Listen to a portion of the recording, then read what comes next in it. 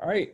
Welcome, everybody. Thank you for joining us this week. Run It Back will take a bit of a different format and with very good and very special reason.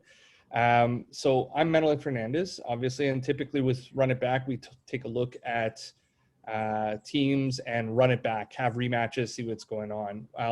Coach Rowe reached out to me and he said, have me on. Let's talk about Canadian basketball. Let's talk about recruiting in Canada. And you know, as humbly as possible, if Coach Rowe reaches out to you, you not only take that call, you figure out a way to make it work. So today we're going to have a little bit of an open forum discussion. We're going to cover some topics, but just before we get into that, I want to take a swing at paying this man the justice he deserves with a bit of an introduction. So Coach Rowe doesn't really need an introduction in my opinion, but I'll take a stab at it. So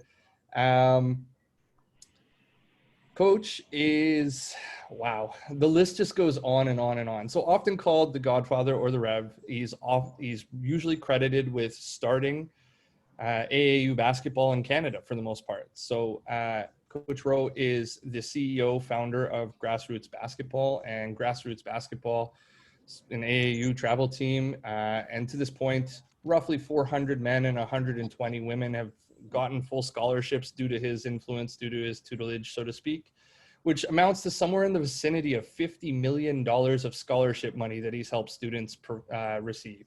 He's had 200 athletes placed in private schools, both in Canada and in the United States. He's got a 100% graduation rate of students at the high school level since 2002. He's also the only coach in Canada to coach not one, but two players that have gone on to win NBA rings with Corey Joseph and Tristan Thompson. He's currently the head coach at Crestwood Prep and has a player that is in the, he's number one, I believe, in his class in terms of recruiting class. You know, head coach, lead talent developer, often renowned as one of the best recruiters in all of Canada.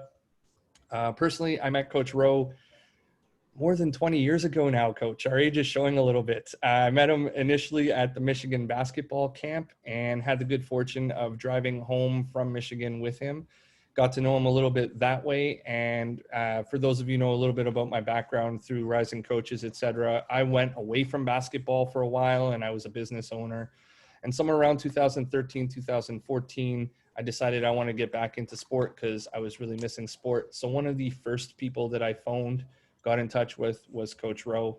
And not only was he kind enough to take my call, but he sat down with me for multiple hours and gave me a who's who and a what's what, so to speak, of what the landscape looks like now, where I could fit in, and was kind enough to give us some exhibition games, etc. And I mean, in addition to sharing a birthday with this gentleman, I look upon myself very favorably as being able to call him hopefully a friend and definitely a mentor, and someone that I look to for guidance. And I mean, today we're going to talk about, like I said, recruiting in Canada, bounce back to Canada, which is a term we use for players who've gone like D1 or JUCO in the States and come back and play in Canada.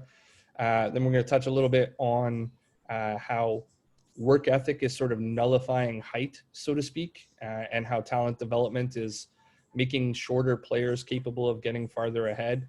And then Coach Rowe's got a couple other things he wants to talk on. So without further ado, gentlemen, I present to you Coach Rowe, and wherever you want to start with, sir, we're good to go from there. Well, I appreciate that. I'm very humbled by that little introduction there, and I, thank the Lord, who I give all glory to, first of all, for all the different, opportunities and things that I've done in this basketball world to promote Canadian basketball and to, use basketball as a way to help young student athletes get opportunities both in Canada and U.S. and also to learn life skills and become really good citizens in the community and hopefully give back. And so it's my passion, it's my ministry, and I looked the other day and I've been doing this thing for 5 decades. I can't believe that much time went by. When I first started in '89, and then the '90s, and then the 2000s, and then the 2010s, and now the 2020s. So it's crazy that so much time has gone through, and I'm still vibrant and relevant, and still, impacting kids' lives, and both boys and girls, and I'm still going strong. So I thank the Lord for that. And Well, I just wanted to I want to speak with you, a topic that doesn't get talked about as much in terms of, pros and cons of staying in Canada or going to the States, and kids that come back from America back to Canada. So, you may, have some questions in regards to that, and then we could take it from there. for sure. So like the place that I would want to start with is, as somebody who is looked upon as, not only just a mentor in the community, but somebody who provides sound advice and has lots of experience in guiding young men and young women, what advantages would you see to staying in Canada that would exist today that perhaps didn't exist maybe 15, 20 years ago? And how could they continue to get better in terms of those advantages? Like what could we, like, obviously I'm in head coach at the college level here. What could we be pushing for to continue to develop the Canadian landscape? I think the first thing that comes to mind in regards to, an advantage of staying in Canada versus the U.S. is, now they're giving out scholarships. Now you can get tuition paid, you can get bursary. Sorry, you can get bursaries. You could, get different things through the government, grants and different things to be able to afford to go to school in Canada. So, a lot of kids that are trying their best in that all or nothing, journey, could stay in Canada and go to a good Canadian university, a good Canadian college, and have a good, education, and play some good ball, and have an opportunity to play and not have to go through all the politics, the favoritism, and all the different things that go with it, playing in the States, and be, either closer to home, or, just be in that Canadian basketball atmosphere. So one of the things that I struggle with as a coach, and I agree, scholarships are a big thing. There's still much work to be done on that comparatively Canada to the United States. One of the things that I struggle with is the D1 or bust mentality. Could you talk a little bit about that now? Like you touched a little bit on fit and not having to deal with politics, et cetera. But like, as somebody that people look up to and trust, do you still have, or did you ever have, should I ask, a D1 or bust mentality? And if not, how can a small college such as myself, or, we have Ahmed on here, we have Greg on here, we have Mike on here. How could we as coaches do better to recruit players? What would be our pitch to someone like you to gain your trust and inevitably the trust of the gentleman that you coach? Well, I think that there was a time where I did have a mentality of, like, when Canadian universities and colleges didn't have that scholarship, that tuition waiver, those grants, those bursaries, all those different things, work, study, whatever, to be able to afford to go to school comfortably here. Like me, myself, when I went on that journey to, go through basketball and university. Sorry, Coach, you muted yourself there. Sorry, where it was at the time, I was only pursuing going to the States, and that's it, because I didn't want to have to, pay for all the exorbitant costs for, university back then. And so I was like, hey, you got to go to the States. You got to go to prep school in the States. You got to go to AAU. You got to go to camps. You got to do all these different things in the U.S. And now, it made everyone here wake up and, like, be creative and be resourceful and find ways to make it work for guys that would have a chance to stay here. So now coaches are recruiting kids, even though they may have multiple scholarships to the U.S., they're still going to stick around, because maybe something happens and it falls through and they're right there. Maybe they go to the U.S. on scholarship and it doesn't work out, and then they come back and then that coach that kept in touch with them and looked out for them and showed them love, that coach is still around, and they'll go to that school. And so, you know, there's different things that have changed since over the last 20 years that make it now feasible. The talent level, now more kids are staying in Canada, and it's a lot better. Like last year, I went to back-to-back games, or maybe it was 2 years ago. I went to like Ryerson versus Ottawa. Then the very next game, I was like, this is a good game. Then the very next day, I was down again at Ryerson versus Carleton. Then I went to York versus, I think it was McMaster. And now I see myself looking at the schedule and going to all these games now, because you have D1 guys that come back to Canada. You have guys that didn't want to go to junior college and just stayed in Canada. And then you have coaches that are now finding ways how to be resourceful and creative to make it work for kids, that they don't have to try to go to a D2 JUCO or a D3 school or D2 school. They can go to a Canadian university for a pretty good, financial package. So, I look at the Canadian landscape a lot differently now. Now I have maybe about 7 or 8 former alumni that are head coaches or assistant coaches. And so now those guys, they kind of know more about recruiting and, skill development and competitiveness. So now it's a more exciting game. It's a more up-tempo game. It's a more tougher game. And as you see with the different teams beating the D1 teams when they play them in August, now, you can, bring your family and spend that $50, $80 to watch a U Sports game or OCAA game. So it's a little different than it was 20 years ago. So, Coach, I mean, we'll put this up on the Rising Coaches Network. So obviously a lot of American coaches will get into it. What are some of the advantages and disadvantages of going to the States still in your mind? And what are some of the advantages, disadvantages of staying in Canada beyond the financial thing? So like, you are somebody who gets approached by coaches from all over all the time for, what's the inside scoop on this player? What can you tell me about him? How could I achieve a fit? So how do you align programs in your mind with the particular players that they're looking for, and then come to the decision that, hey, that program's a fit for you. You should really be considering them? Well, it's all about communication. It's all about coaches actually picking up the phone and calling me, and not being afraid that I got a D1 prospect or someone that, has had a lot of D1 guys, and saying, hey, consider me. I'm busting my butt off.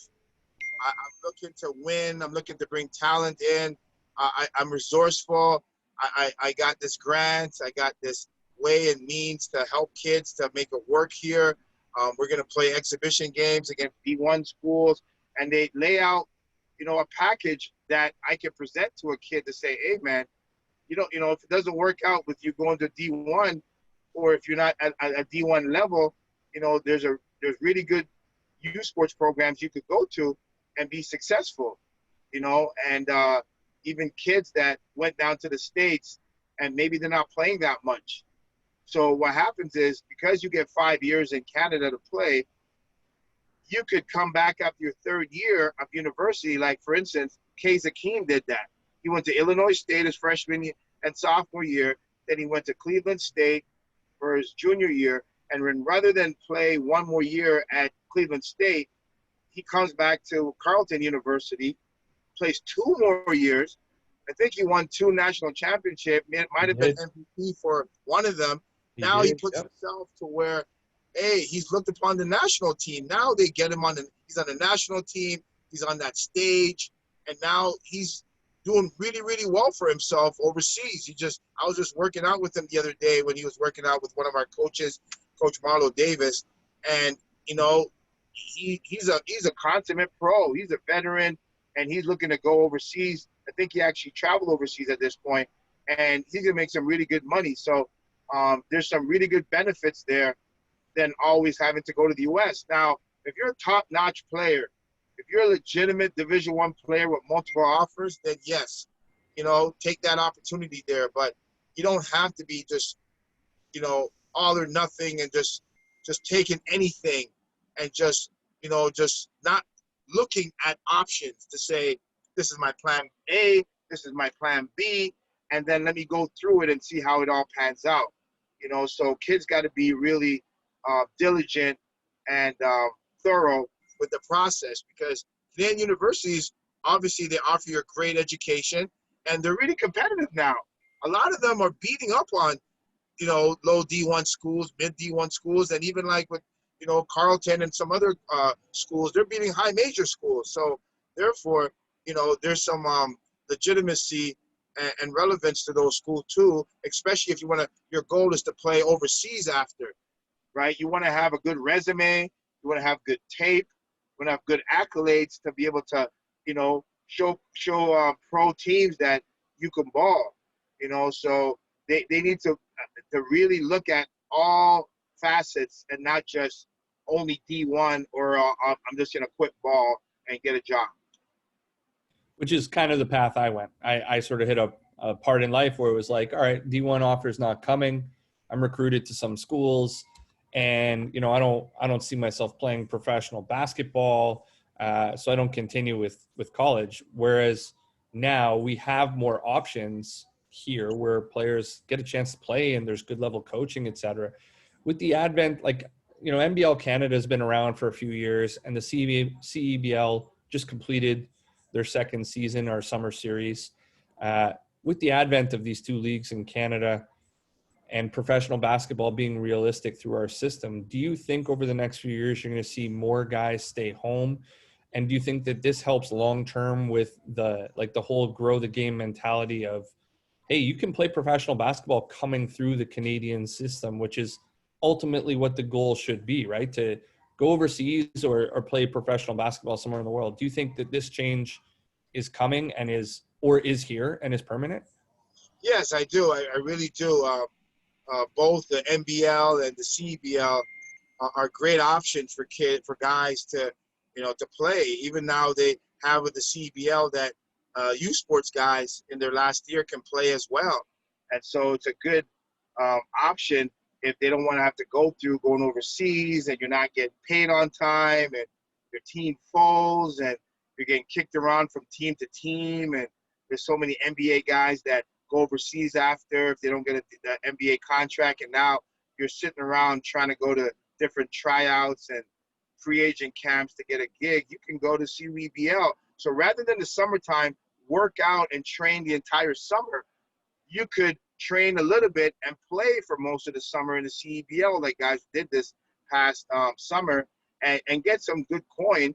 And then now you can go to the NBL and make some good money with really good competitive basketball of guys that played high D1 and guys that played overseas. Some guys even played in the NBA, or a lot of guys played in the G League. So those two leagues are becoming very, very prominent and relevant in that opportunity for Canadians, rather than before when it was always about, I got to go to South America, I got to go to Australia, I got to go to Europe, I got to go to China or Asia to play. Now you can stay home and have a good career.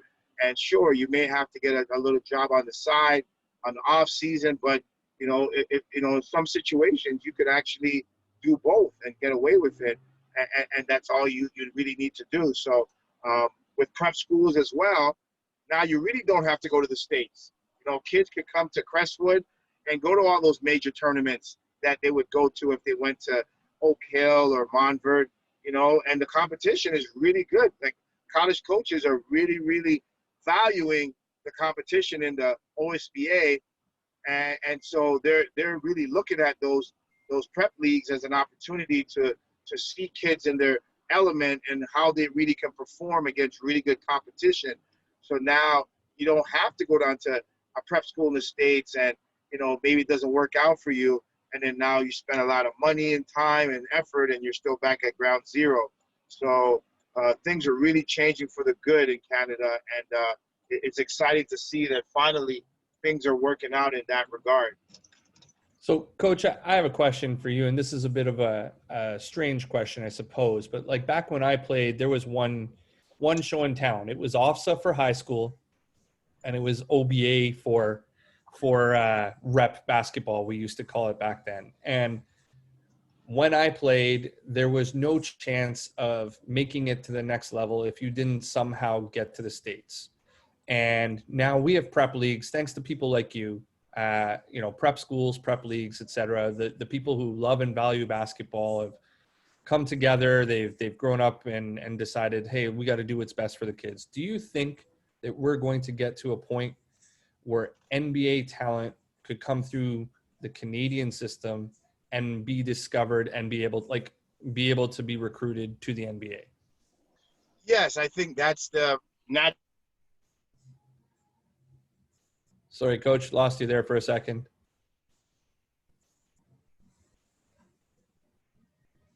All right, we'll hang out and give him a second until he comes back. Guys, just so you know, question format, Coach said he's open to anybody just jumping in. And all that stuff. And I said, let me, Sorry, create Coach, a I got prep. to jump in and stop you for a second. You froze there. So from the start of that answer, we didn't catch anything.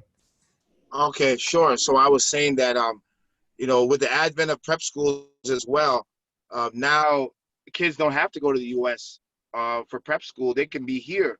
And, with that said, now we open the floodgates to where we can get into those tournaments in the hoop hall and Chick-fil-A and flying to the hoop and all these major tournaments, the MPSI, all these tournaments where you can get seen by NBA scouts, get seen by high major coaches. You're on ESPN3, ESPN2, and now you're out there in that market, in that atmosphere to where, you might see a kid, that has an opportunity to get drafted in the NBA, if they change the rules from high school, or maybe they might go to the G League first, or, those kind of things. So being an international country in terms of, America being the base of basketball, there's some loopholes there that can happen. And we're still considered an international country, and, where kids can go right in, and so forth. So I see that coming in the future.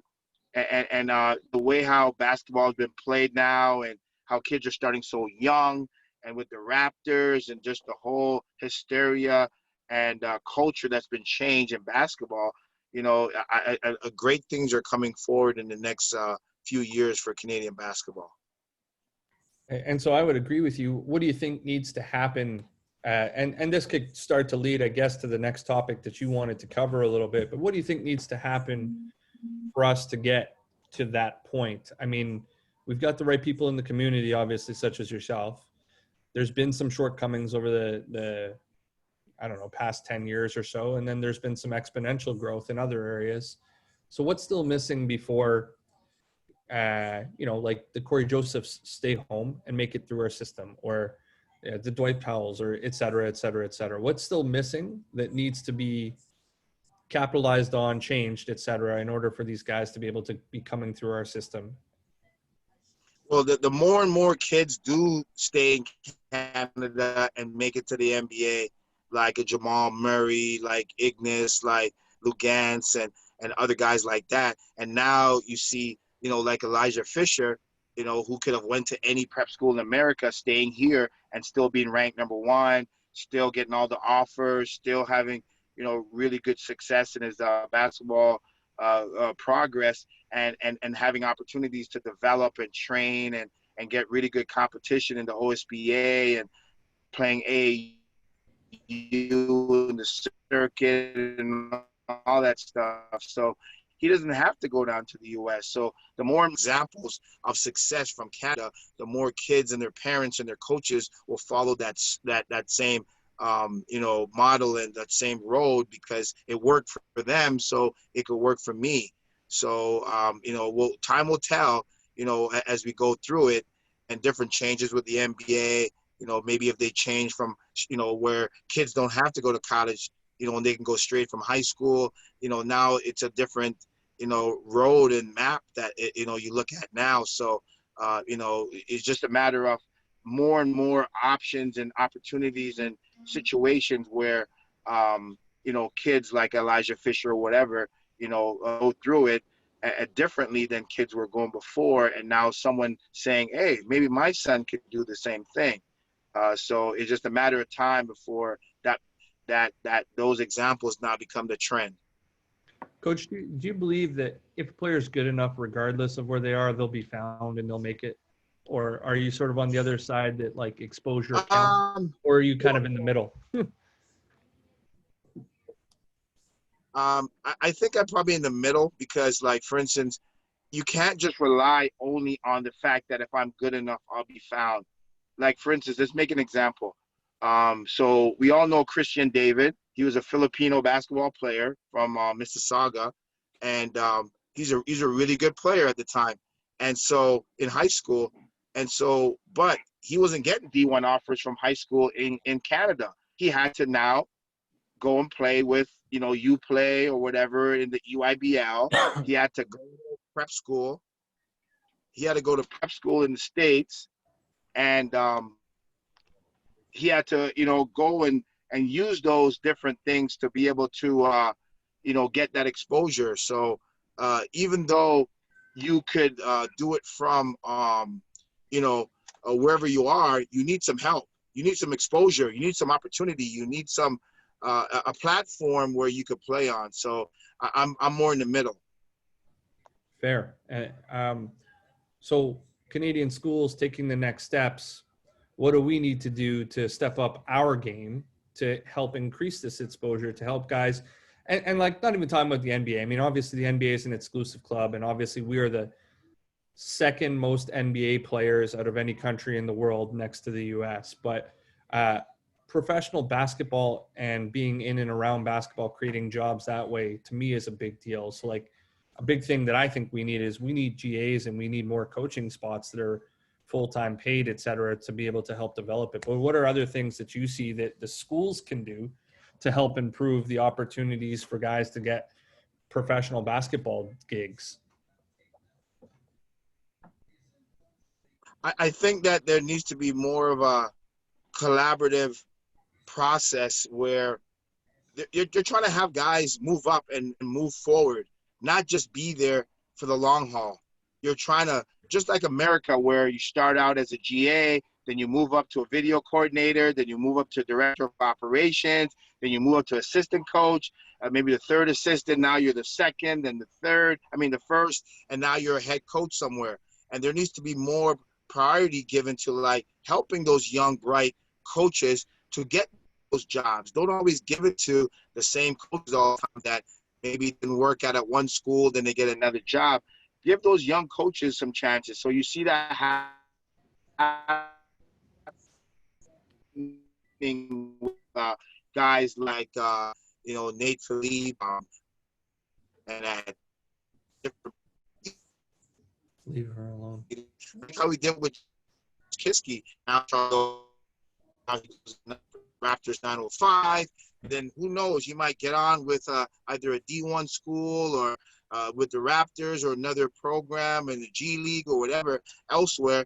And now, you're starting to build these coaches, these networks.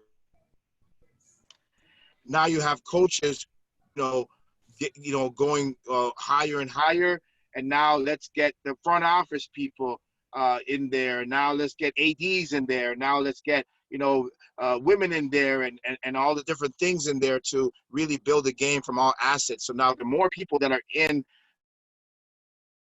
places, now you can be able to, connect the dots and help them to move on to the next level and create a better path. I'm in Sport Canada, the different grants and the university to have, wherewithal to say, let's create this path, this internship, this fund, this special position to where guys can always get a chance to get somewhere rather than making it tough for them to get somewhere. They got to see the light at the end of the tunnel, where I can see where if I want to get to that level to one day be a head coach, like say how Paul Weir saw that and had that dream and goal when he was a high school coach in Canada, and he worked his way all the way to be a head coach at New Mexico. up and coming coach like yourself, whatever, needs to see that path as well. And that I think the one that bridges the gap is Canada basketball. They bridge the gap from young, bright, up and coming coaches having a chance to get somewhere, having them at the training camps, having them as coaches, as apprentice coaches, having them with tasks and having them with all the different things they got going on to be able to master their craft and help them to grow and build them rather than just go with the same guys all the time. I would agree. I mean, the joke here often is that like it's boys club, old boys club, et cetera. But like, I'd agree there needs to be more opportunities and there needs to be more full-time paid coaching jobs here because it overall benefits the whole system. I think Coach Mike Adamo had a question here. Jump in, Coach.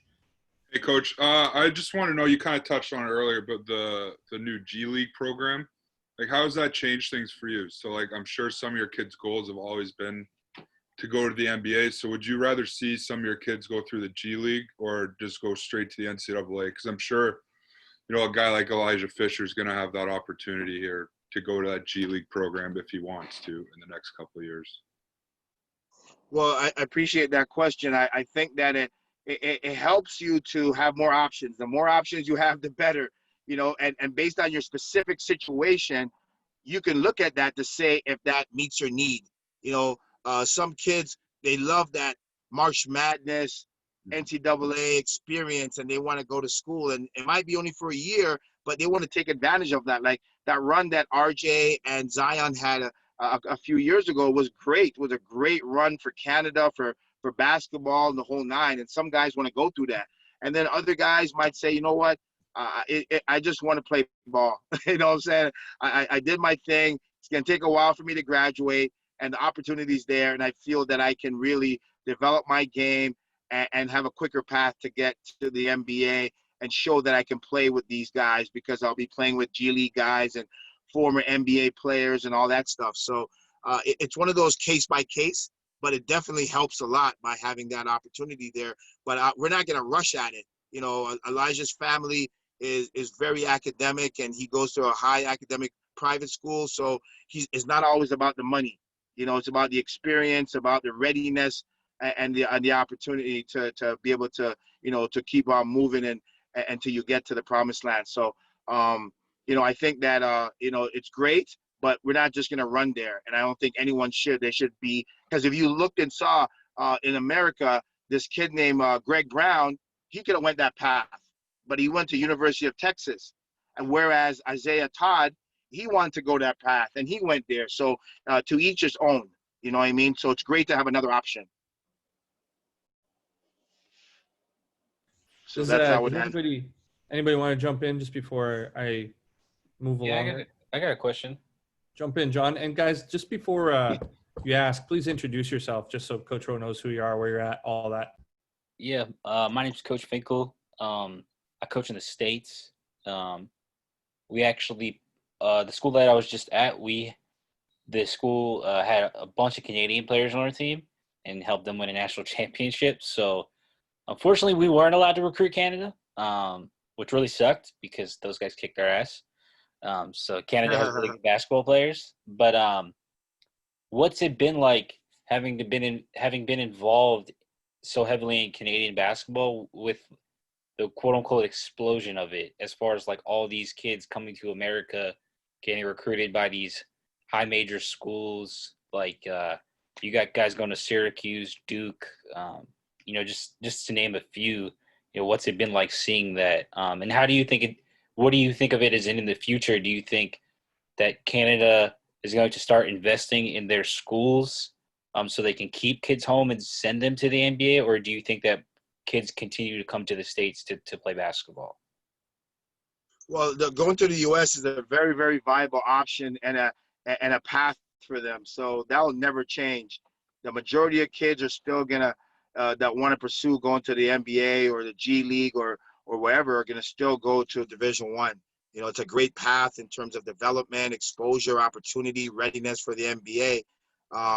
But now here comes some other options. Thon Maker went straight from prep school in Canada, and Jamal Murray went from high school in Canada to straight to Kentucky.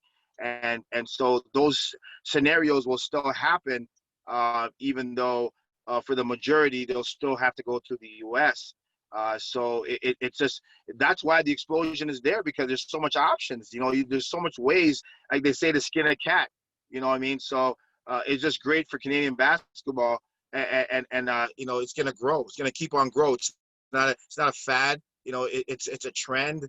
It's a culture change, and it's gonna keep going and going. So the American counterparts, they better watch out, and they better be on side. Like, your school needs to allow you to recruit Canadians, because if not, they're gonna kick your butt. You know what I'm saying? So that's what it is, because we're hungry. Canadians are hungry. They're brought up differently. They value education, all of them, and they want to, they're focused. They got good heads on their shoulder, and they have a really good goal in mind to get where they need to get to. So, you could tell schools have Canadians on their teams are winning. They're doing well because they're great kids, and they rub off on the other teammates and the program. So it's always great to have Canadians in your program. Appreciate the question. Can we pivot a little bit towards undersized players and talent development, and where you see that going in the future? You mentioned when we were talking previous that you want to talk about this a little bit, and you just had some tremendous success with getting Trey down to play for Coach Stackhouse. So, 5'10" through 6'2" guards that are really good. Are the opportunities growing or declining, especially on the international stage, in your opinion? And how, as coaches, can we help promote it to continue to grow, if you feel it is? Yeah, I think that the opportunities is growing for those 5'10" to 6'2" guards, because the game has changed. Okay, now you take away the center position, and now you have small ball. Now you have 3 point guards and maybe a wing and a forward. You might have 4 guards and a post or a wing or a skilled baseline guy. So because of the changes of the game, now you need that creative guard that, even though he's small, can do so much on the court and create havoc, like a Fred VanVleet. He's a perfect example of how you can impact the game at 5'10", 5'11", 6 feet. And so now, with the success from guys like him, coaches are now changing their mindset, where before they would say, he's too small, he's too skinny, all those different things. He'll be a liability on defense and so forth. Now they're like, it's an advantage because he can shoot, he can create, he's a pest on defense, and he's going to bring other qualities. It's like when someone is blind, right?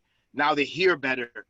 Now their perception and their eyes in the back of their head is there, and they have more IQ and so forth. So, maybe they're not as big in stature. They're big in other ways, in terms of their competitiveness, in terms of, they're creating tempo, because now the wave of basketball now is pace. So because Kyle Lowry is such a great pace setter, now it's an advantage for him now, because bigger guards can't set pace. I mean, like, say, for instance, Michael Carter-Williams, he can't set pace like he's 6'5", 6'6", but a guy like Kyle Lowry, a guy like Fred VanVleet can do so. So now he's more needed and becomes more of a commodity, because it disrupts the defense, and it just gives them fits. So now you turn a disadvantage to an advantage. So, like, for instance, with having Trayvon Thomas in my program since he was a 7th grader, even though he was a small kid, his heart, his work ethic, his competitiveness, his confidence, were through the roof. So he made up for his lack of size, taking charges, pushing the ball and turning a 3-on-3 to a 4-on-2 or 2-on-1 to be able to get options in the open court, going off ball screens and knowing how to pick it apart, slipping, slicing, curling, snaking, all that stuff.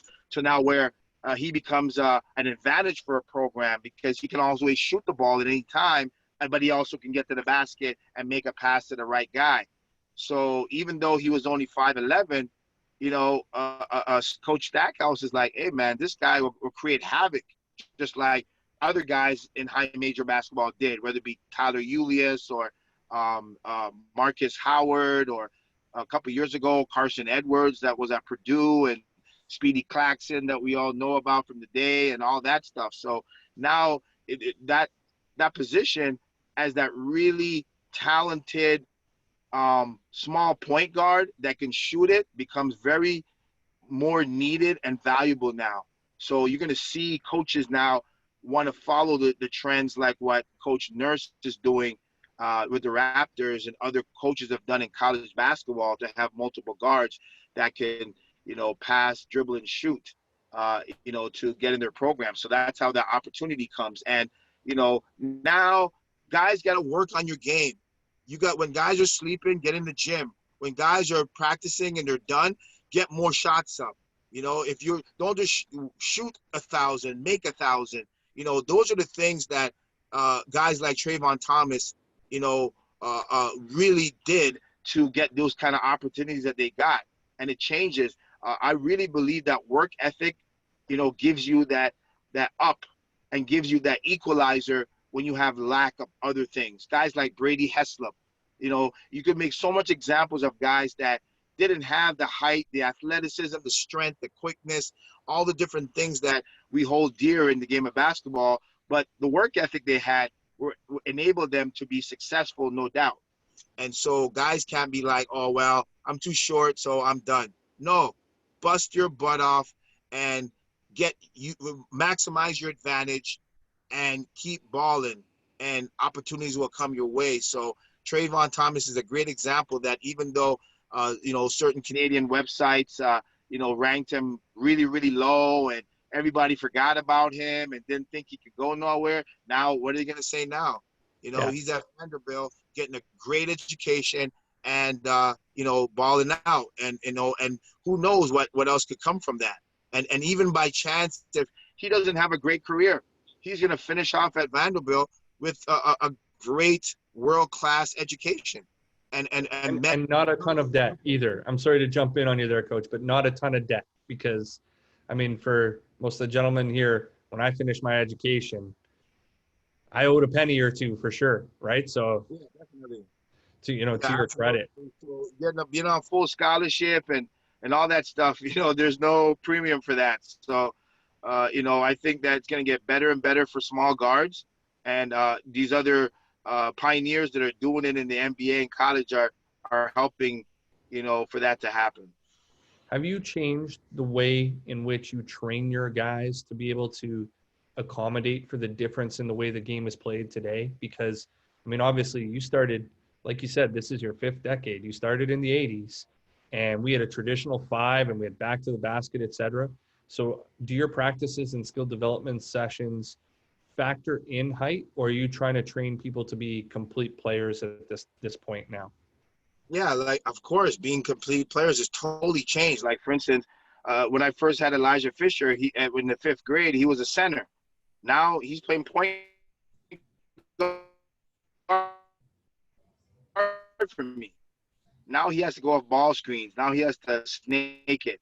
Now he has that floater game. Now he has to have a ice game. Now he's big. My 6'7" big has to be able to step back and hit threes and pick and pop and stretch out and start the break and, ISO and be able to do things that Draymond Green does. Now we play small ball, and we were able to win OFSA this year, playing small ball, where we had a traditional wing player playing our 5, and then we had 4 guards. And Elijah played. We had a 2-guard front where we had Trayvon Thomas and Elijah Fisher, and then we went from there. So, it creates so much mismatches and so much nightmares for guys and teams that, you got to pick your poison, what you're going to do. And so my mindset has totally changed. Where before I had so many 6'11", 7 feet, 7'1", 6'10", 240, 250 guys, to where now I want really skilled guys, or in my skill sessions, I'm making them use their left hand. I'm making them go off the dribble and face and different things. We rarely actually back to the basket anymore at all. So we don't do those kind of drills. It's all about spin and face up and rip throughs and step backs and, and all those different, fadeaway games and stuff. So it's totally changed since back in the day, totally, in terms of how my skill session goes, where I have a center is in the same line doing the same things as a point guard. So it's totally changed. As it should be. I have a few friends that are in my network that joke around about how they hate big guys because big guys are so often told that they should play basketball because they're big, but they don't have that love, that desire, that like, you're not going to take the ball from me. You're not going to beat me one-on-one. They don't have that drive sometimes. And it's good to see more of the players. I mean, obviously athleticism matters and you have to have some sort of base, but it's good to hear people like you starting to say like, no, you also have to look at players who might be tweeners or might be a little bit undersized who have more heart because that matters and they still deserve to play competitively at the next level. You mentioned just sort of like we're coming up on the hour and I mentioned that I want to be respectful of your time. You mentioned that you had some important stuff you wanted to talk about. Maybe it's a good time to shift into that if that's where you want to go next. Yeah, I just think that the next road and phase of Canadian basketball, I think that starting from maybe Canada basketball, they have to really connect with all levels. Like, I still feel like sort of on an island, so to speak, and like you don't have that stretch, that easy connection with all the entities out there.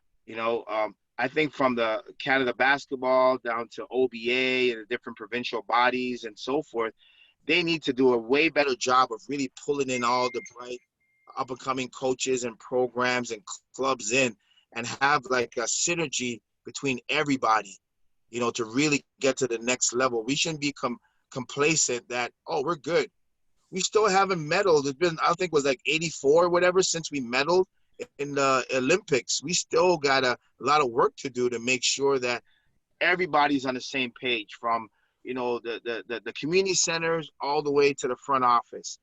And I think a lot of things need to happen to really bring everybody together. And obviously America has the best model for that, and maybe some other European countries have great models in terms of academies, club programs, to regional programs, to university programs, to, national programs and international basketball. So I just really feel that, the leadership out there really needs to, even through COVID, that gives you more time to think and plan and strategize to go to the next level, because, we missed the Olympics this year, but it's going to happen next year. So let's really reconvene and reassemble and really strategize and how we get a medal, because that's when you know that you arrived. That's how you know that all this work and all this time has really paid off, because you got a medal. I really think that that's a telling tale on a global level, that look, all that time, effort, money, work, all the different situations we went through, we got a medal, so it worked. Now you have to respect us. Now you have to, we have to be in that conversation with, getting guys to be, all-stars in the NBA, and, maybe another Hall of Famer, needs to happen other than Steve Nash and those kind of things. So we should never be complacent about this basketball thing. Like, even though when COVID was happening, first we started out with Zoom, and then we started out with dryland training, and then, we got into the gym and we're working every day. Like, I've been more busy and coming home later at nights and going up earlier in the mornings in COVID than before COVID. I'm almost as busy, if not busier, because now there's a great opportunity when other countries and other scenarios aren't watching us and seeing what we're doing, to sneak up on them and get guys better and get guys ready and work and plan and strategize to where we can now get to another level. You know what I'm saying? And once we do, now the government has to listen. Now the government has to put more money into it, and corporate has to put more money into it. And now that's going to help everybody. You know what I'm saying? So we can never, ever be complacent and be relaxed and, think that we arrived, because there's a lot more work to do, and we need more people working, and it needs to start from the top, because I agree. I'm always I gonna agree. work. Yeah, definitely. So So our visions there actually really align. And Ahmed, I got you in 1 second. I saw you on mute there. Uh, so just like to touch on what you're saying, I mean, on the women's side, we're ranked fourth in the world on FIBA, and then on the men's side, yeah, we're the country with the second most NBA players, and we're ranked 21st in the world, right? And it's like you're talking about we haven't medaled since the 80s type deal, and like Coach Rana did an awesome job with the junior team a couple of years ago when they got the gold there at the World Championships. But I agree, like we need something tangible to say like, hey, we're here. And I do believe that it comes top down, and we need to be working together much better than we were previously. And people have got to sort of push their egos aside and start working together better. Ahmed, you had a question. Jump in, please. Yeah, hey, Coach Ro, how are you? Nice to see you again. how you Uh, doing, man? doing, man. Yeah, I agree 100% with everything you said there. Um, my biggest issue, and it's been like this for a while. I remember when that first article came out, and you'll remember about Andrew Wiggins and how he was supposed to be this next great player. And I love Andrew. And this was what 5 years ago now, 5 6 years ago, and it seems like time is slipping.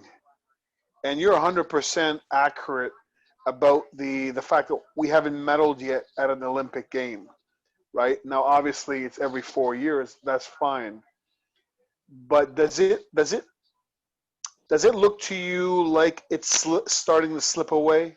Because it's like we've had a golden generation, and then there's another golden generation coming up. Do you feel like if people don't start taking this seriously, that we're going to slip away, and it's going to be the what if, like Canada's going to be the what if country? Yeah, we're definitely underachieving right now. And I think one of the biggest moves they did recently was to hire Nick Nurse as the national team coach. And he had a uphill battle when he came in last year. So I don't really view the lack of success last year of what indicative of what could happen with him at the helm.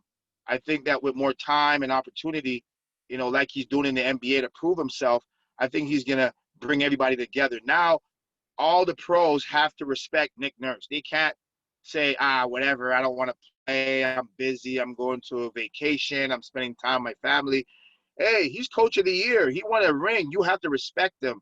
And now I think the day that we have an all NBA team is the day that we win a national champion. We medal in the Olympics. Nothing against you sports guys, nothing against them. But if we have an all NBA team from all positions on the bench, starting positions, at all positions out there, I think that's the time that we'll be in really good running, and that needs to happen now. Like for this next Olympics, all guys need to say, "Hey, man, all hands on deck. Forget about my feelings about the Canada basketball and previous coaches and whatever. This is a great opportunity for all the pros to be able to, win that medal. You know what I mean? And again, like I said, nothing against you sports players. They're great. I've had hundreds of them over the decades. But if you have an all NBA team, that's what I feel. Then if you have an NBA coach and an NBA play roster, you're going to get a medal. So you're right. The opportunity's closing. These guys are now, they were 22, 23, 24. Now they're 26, 27, 28. So it is slipping. You know what I mean? And so, the best time is now. We got to make it happen now. And what about so you do such a great job with Crestwood, by the way, the prep program. Um, Thanks. what about the issues with the grassroots AAU programs that we're seeing. Like that's a huge part in kind of defining this era. Everyone wants their kid to make it. Everyone wants the spotlight. Everyone wants the kind of the crown, right?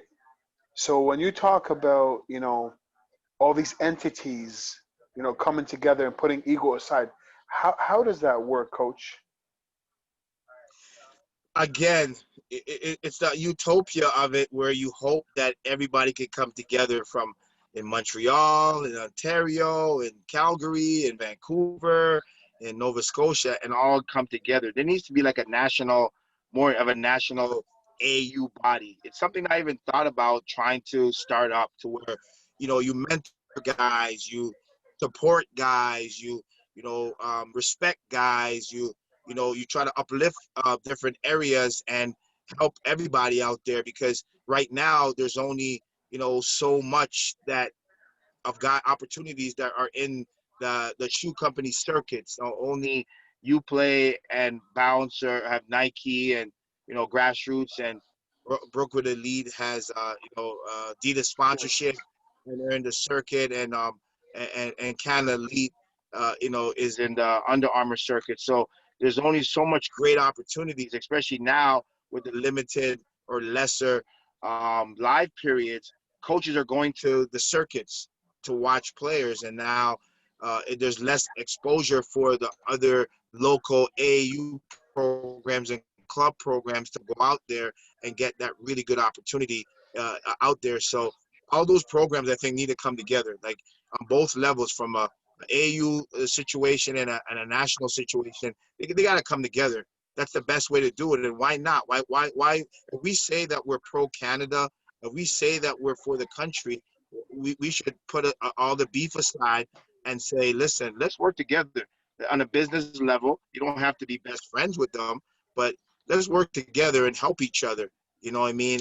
And mentor each other, and support each other, and uplift each other, and for if the whole country is prospering, and guys are going to places from the East Coast to the West Coast and in the Central, then that's going to be even better for the country as a whole, and as a country globally. Coach, as I mentioned before, I want to be respectful of your time. We're coming up on the hour. Coach Greg Robertson has one more question, if you're good to take one more. Sure. Just before we go and finish everything off, I want to say thank you very much for your time. Really appreciate your viewpoints on everything. And I do want to just sort of jump in here very quickly and say that I share very similar views to a lot of things that you're saying about top-down model, about like coming together, working together.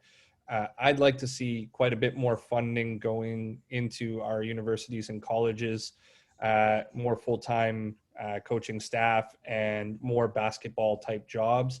And I'd like to see like our leagues become sort of a pinnacle that guys are striving towards, in addition to wanting to play pro overseas, in addition towards wanting to play in the NBA, which of course is everybody's dream type deal. So I appreciate everything that you've said so far. I'm going to turn it over to Greg, and we'll finish up just after that.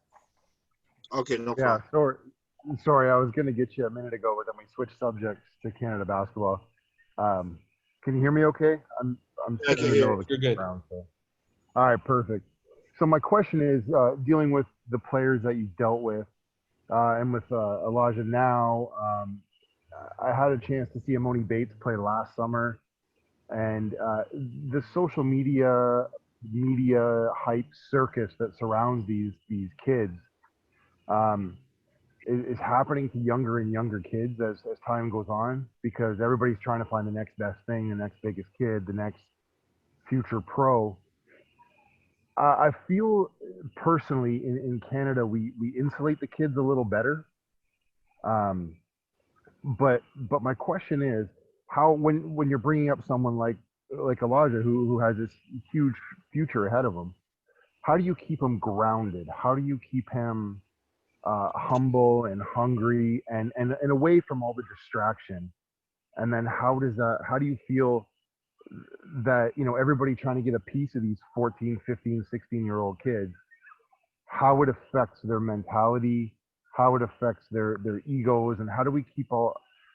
I coach a group of not only like I coach at the college level, but I also coach a group of 2023s, and we got a couple 6'6", 6'7" kids that are getting pressured from different ways. And so this is more of a selfish question, I suppose. How do I keep them focused and going forward and ignoring the distractions and not getting full of themselves where they stop working hard because they already made it? You know what I mean? Yes, I fully understand. I think the first thing is, in order to keep guys grounded, and I do this with Elijah, you got to have a team.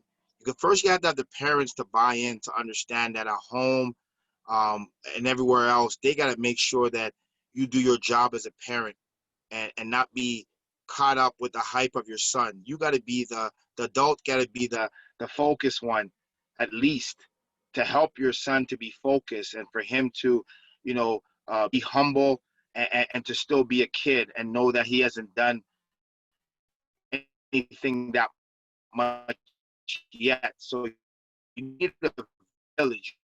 You need an uncle, a big sister, a coach, parent, a trainer. You need a whole group of people that he gets the same message wherever he goes. So when he sees the offer, he sees the mixtape, he sees the mention, people are always there. Wherever he turns, someone saying, hey, don't worry, keep on grinding, keep on working. You're not there yet. Don't lose your focus. Be humble. And people are teaching them the same values and the same principles, to, wait until things do transpire. And with that said, you got to have some really good, close people beside you trust that can help you in different ways. You got to have someone that,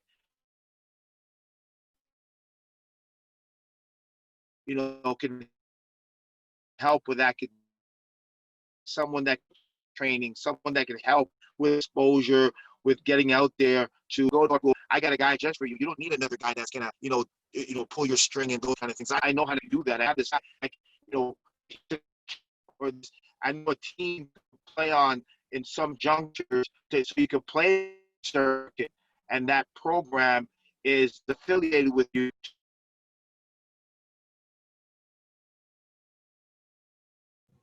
Sorry, Coach. I think we lost you a little bit there.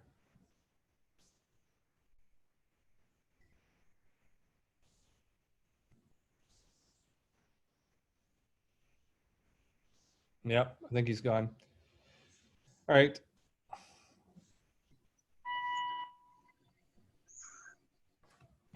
All right, gentlemen. Coach Rowe, we I'm lost still you. here. You're there. Awesome. We lost you right at the end there. Just at the very, very end, like 2 sentences, I think, roughly.